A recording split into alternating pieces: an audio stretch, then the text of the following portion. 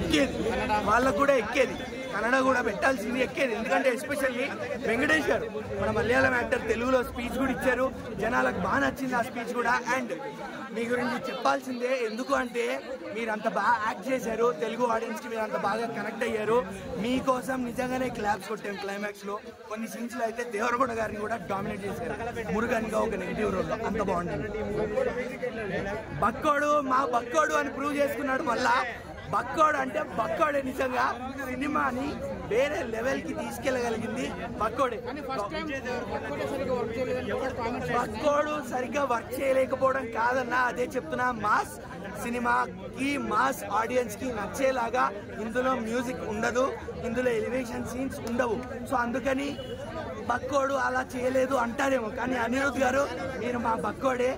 సినిమాని ఎమోషనల్గా వేరే లెవెల్కి తీసుకెళ్ళగలిగింది మీ బ్యాక్గ్రౌండ్ మ్యూజిక్. ఫస్ట్ ఫ్రేమ్ నుంచి లాస్ట్ ఫ్రేమ్ వరకు, ఎస్పెషల్లీ ప్రీ క్లైమాక్స్ ముందు వచ్చే ఒక సాంగ్ ఏదైతే ఉందో అది సినిమాని ఇంకా మనల్ని కట్టిపడేస్తుంది. సినిమాకి ఇంకా ఆ ప్రపంచంలో ఇన్వాల్వ్ అయ్యేలా చేస్తుంది. ఆయన బ్యాక్గ్రౌండ్ మ్యూజికే నిలబెట్టింది సినిమా. ప్యాన్ ఇండియాలో బ్లాక్ బస్టర్ హిట్ కొడతారని ఎవరు ఎక్స్పెక్ట్ చేయలేదు.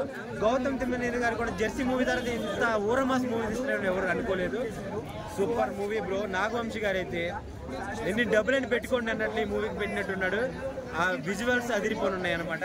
సూపర్ గ్యాప్ బాగుంది. ఒకవేళ ఇదే డెవలప్ చేసిన విధానం కూడా చాలా బాగుంది, చాలా బాగుంది. ఎంత 300 ఖర్చు పెట్టినందుకు 300కి 100% వర్త్ అనమాట. 100% worth movie.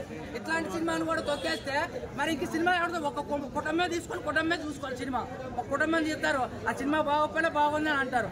Cinema first half పై హీరో ఉంటారు, సెకండ్ హాఫ్ హీరో ఉండడు, బొమ్మను పెట్టి తీస్తారు, అది కూడా హిట్ అంటారు.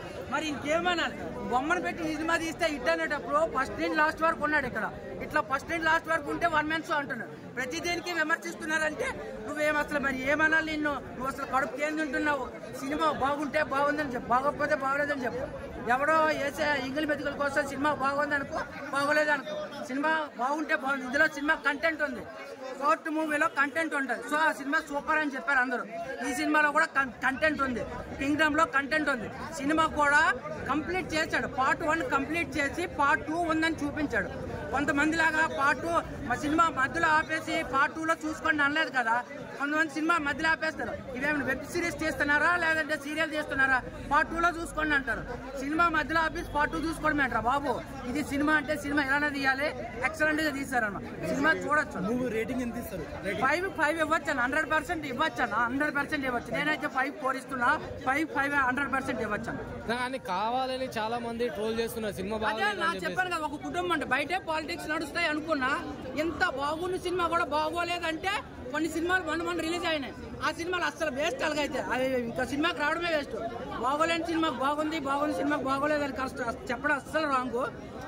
సినిమాలో ఫస్ట్ హాఫే ఉంటాడు హీరో, సెకండ్ హాఫ్ బొమ్మను పెట్టి తీస్తాడు. ఇట్లాంటి సినిమా హీరో బాగుంది అన్నప్పుడు ఈ cinema 1 man show excellent. Satyadev గారి యాక్టింగ్ కూడా పర్ఫార్మెన్స్ బాగుంది. కానీ చాలా మంది మీడియాలో కూడా మీడియా వాళ్ళు కూడా చాలా ట్రోల్ చేస్తారు, బాగాలేదు సినిమా. టైం ఎంత అయింది అన్న? టైం ఎంత అయింది?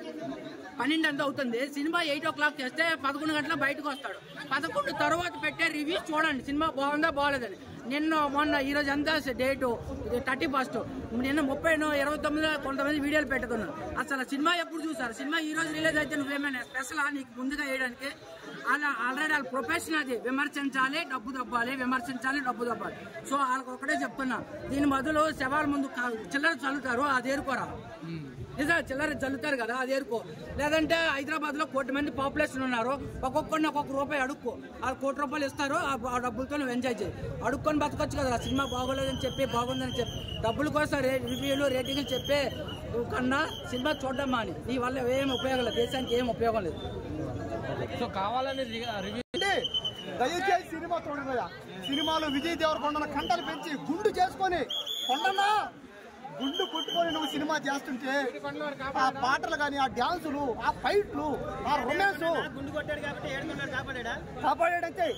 7 గంటల వాడు కాపాడేశాడు. దేవుడు ఉన్నాడు, కష్టపడే వాళ్ళకి దేవుడు ఉన్నాడు. మానుకోవాలంతే. ఆ ఆలోచన మానేయండి, మీ బుర్రని మార్చండి. పాపనే వాళ్ళు చెప్పేదలా ఒకటే. ఏం కావాలి నీకు? డాన్సులా?